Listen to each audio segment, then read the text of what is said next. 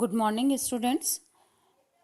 आज हम बहुत लंबे समय के बाद अपनी कक्षा पुनः शुरू कर रहे हैं। अतः मैं जो हमारा पाठ अधूरा रह गया था उसी को वापस शुरू कर रही हूँ। पाठ का नाम है घर की वापसी। घर यानी वो जगह जहाँ हम बहुत ही स्वतंत्रता से रहें, अपनी इच्छानुसार सारा कार्य कर सकें और सुरक्षित रह सकें। ऐसी जगह जहाँ हमें बहुत सुकून मिलता है। इस कहानी में भी यही है कि पाठक नाम का जो लड़का है वो अपने घर पर जिस तरीके से स्वच्छंद रहता है, एक चंचल प्रवृत्ति का है। जब उसे कहीं और जाकर रहना पड़ता है तब वो अपनी सारी चंचलता कहीं भूल बैठता है और एक उदासीन जीवन शुरू कर देता है। आइए हम अपना पाठ पढ़ते हैं। पाठक चक्रवर्ती अपने मोहल्ले के लड़कों का नेता था। सब उसकी आज्ञा मानते थे। यदि कोई उसके विरुद्ध जाता तो उस पर आफत आ जाती। एक बार पाठक ने अपना नया खेल सोचा। नदी किनारे लकड़ी का एक बड़ा लट्ठा पड़ा था। उसकी नौका बनाई जाने वाली थी। पाठक ने कहा, हम सब मिलकर उस लट्ठे को लुढ़काएं। सब लड़कों ने उसका अनुमोदन कर दिया। जब खेल आरंभ होने वाला था तो पाठक का छोटा भाई मक्खन बिना किसी को एक भी शब्द कहे उस लट्ठे पर बैठ गया। लड़के रुके और एक क्षण तक मौन रहे। फिर एक लड़के ने उसको धक्का दे दिया, परंतु वह न उठा। यह देखकर पाठक को क्रोध आया। उसने कहा, मक्खन, यदि तू न उठेगा तो इसका बुरा परिणाम होगा। किंतु मक्खन यह सुनकर और भी आराम से बैठ गया। अब यदि पाठक कुछ हल्का पड़ता तो उसकी बात जाती रहती। बस उसने आज्ञा दी कि लट्ठा लुढ़का दिया जाए। लड़के आज्ञा पाते ही 1 2 3 कहकर लट्ठे की ओर दौड़े और सबने जोर लगाकर लट्ठे को धकेल दिया। लट्ठे को फिसलता और मक्खन को गिरता देखकर लड़के बहुत प्रसन्न हुए। पाठक कुछ भयभीत हुआ क्योंकि वह जानता था कि इसका परिणाम क्या होगा। मक्खन पृथ्वी से उठा और रोता हुआ घर की ओर चल दिया। पाठक को लड़कों के सामने इस अपमान से बहुत खेद हुआ। वह नदी के किनारे मुंह हाथ धोकर बैठ गया और घास तोड़ तोड़ कर चबाने लगा। इतने में एक नौका वहां आई जिसमें एक अधेड़ उम्र का व्यक्ति बैठा था। उस व्यक्ति ने पाठक के समीप आकर पूछा, पाठक चक्रवर्ती कहाँ रहता है? पाठक ने अपने पांव फैलाते हुए उपेक्षा से उत्तर दिया, मुझे नहीं मालूम। इतने में उसका घरेलू नौकर आया और उसने उससे कहा, पाठक, तुम्हारी माँ तुम्हें बुला रही है। पाठक ने जाने से इनकार किया।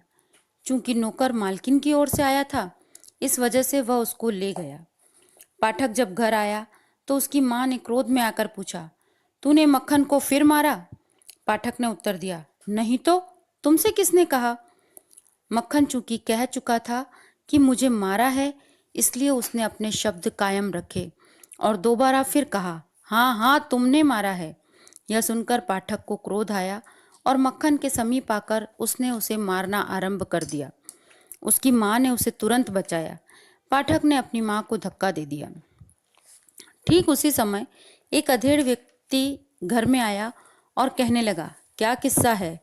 पाठक की माँ ने पीछे हटकर आने वाले को देखा और तुरंत ही उसका क्रोध आश्चर्य में बदल गया। उसने अपने भाई को पहचाना और कहा, क्यों दादा, तुम यहाँ कैसे आए? फिर उसने नीचे झुकते हुए उसके चरण छुए। उसका भाई विशंभर उसके विवाह के पश्चात मुंबई चला गया था। वह अपनी बहन से मिलने कोलकाता आया था क्योंकि बहन के पति की मृत्यु हो गई थी। कुछ दिन बड़ी प्रसन्नता के साथ बीते। एक दिन विशंभर ने दोनों लड़कों की पढ़ाई के विषय में पूछा। उसकी बहन ने कहा, पाठक बहुत चंचल है, किंतु मक्खन पढ़ने का बहुत इच्छुक है। यह सुनकर उसने कहा, मैं पाठक को मुंबई ले जाकर पढ़ाऊंगा। पाठक भी चलने को सहमत हो गया। माँ के लिए यह बहुत हर्ष की बात थी। पाठक प्रतिदिन मामा से पूछता कि तुम किस दिन चलोगे। आखिर चलने का दिन आ गया। उस रात पाठक से सोया भी नहीं गया। सारा दिन जाने की खुशी में इधर उधर फिरता रहा। उसने अपनी मछली पकड़ने की हत्ती, पत्थर के छोटे छोटे टुकड़े और बड़ी पतंग भी मक्खन को दे दी, क्योंकि उसे जाते समय मक्खन से सहानुभूति सी हो गई थी। मुंबई पहुंचकर पाठक अपनी मामी से पहली बार मिला।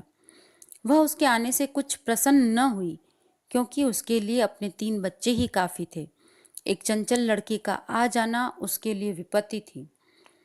पाठक जैसे लड़के के लिए उसका अपना घर ही स्वर्ग होता है, उसके लिए नए लोगों के साथ रहना बहुत कठिन हो गया। पाठक को यहाँ सांस लेना भी कठिन हो गया था। वह रात को प्रतिदिन अपने नगर के स्वप्न देखा करता और वहां जाने की इच्छा करता। उसको वह स्थान याद आता था जहां वह पतंग उड़ाता और जहां वह जब कभी चाहता जाकर स्नान करता। माँ का ध्यान उसे दिन रात विकल करता रहता। उसका पढ़ने में मन नहीं लगता। अब उस स्कूल में उससे अधिक कमजोर कोई विद्यार्थी न था। जब कभी अध्यापक उससे कोई प्रश्न करते तो वह मौन खड़ा हो जाता और चुपचाप अध्यापक की मार सहन करता। जब दूसरे लड़के खेलते तो वह अलग खड़ा होकर घरों की छतों को देखा करता। आज का हमारा पाठ यहीं तक का है। आप अपनी एक हिंदी की नई कॉपी बनाएं जिसमें हमारी टेक्स्ट बुक के में पेज नंबर 15 पर लघु उत्तरीय प्रश्न, पाठक कैसा लड़का था, पहला। प्रश्न नंबर 2, पाठक की माँ का क्रोध आश्चर्य में क्यों बदल गया। प्रश्न नंबर 3, मुंबई जाने से पहले पाठक ने अपने भाई को क्या क्या दिया। दीर्घ उत्तरीय प्रश्न, पेज नंबर 15। प्रश्न पहला, नदी के किनारे लकड़ी के लट्ठे को देखकर पाठक ने क्या खेल सोचा। प्रश्न 2, पाठक की माँ ने उसे मुंबई क्यों भेजा। इसी के साथ हमारा भाषा ज्ञान अभ्यास अर्थात एक्सरसाइज का प्रश्न नंबर 1 और प्रश्न नंबर 2 पेज नंबर 16 पर आप इसे अपनी नई कॉपी में जरूर करें। धन्यवाद।